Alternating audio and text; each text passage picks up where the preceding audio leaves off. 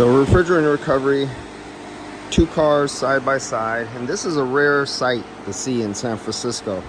Many of you don't know because you come from places where this is still allowed, but in the city of San Francisco, you can no longer open up a new body shop and not have a fully enclosed spray booth, meaning you have a spray booth that the car can drive into, and you have filters and exhaust and everything like that. These were just things we used to use back in the 1940s and the 1950s and 60s, 70s, and they started going away.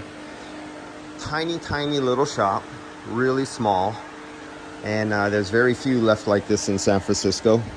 And if you were starting up a business and you wanted to be in the body shop business because you were a worker, but you didn't have a lot of money, this would be about the only way you would be able to purchase a shop.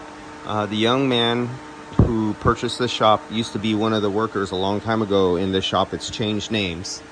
And 30 years ago, I used to do business with the original owner when he came here, I think from like Brazil or something like that.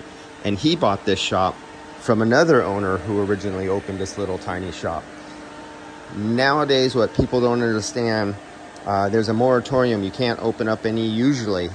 You have to do a lot of paperwork to try to open up a body shop somewhere in the city limits of San Francisco that wasn't already a body shop. And so it's a several $million deal if you tried to open up a body shop in San Francisco. And if you were able to buy one, you would immediately, if it wasn't upgraded with the like fire sprinklers. In San Francisco, to have fire and sprinklers installed in your average size, say 10,000 square foot building, you're looking at anywhere from $100,000 to $130,000 just to install fire sprinklers. All the permits and fees and inspections and everything like that. Then your booth would have to be updated. Even your booth would have fire sprinklers.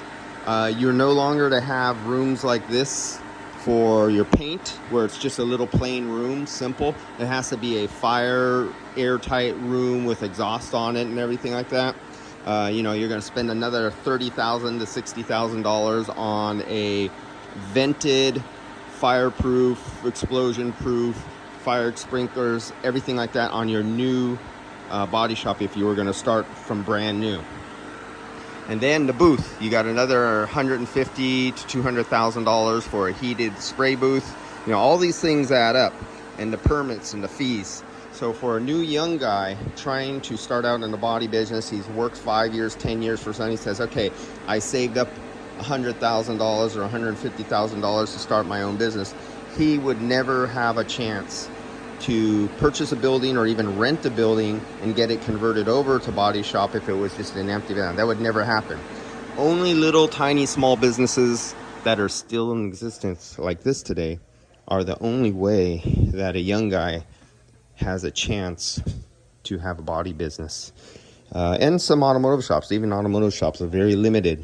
A lot of owners of buildings don't want to rent anymore to body shops or garages because of flammable gas and fires and explosive gases, welding, and stuff like that. They're some stopped renting to them or trying to get rid of them. So it's really hard and very expensive in the city limits of San Francisco to try to start a business here.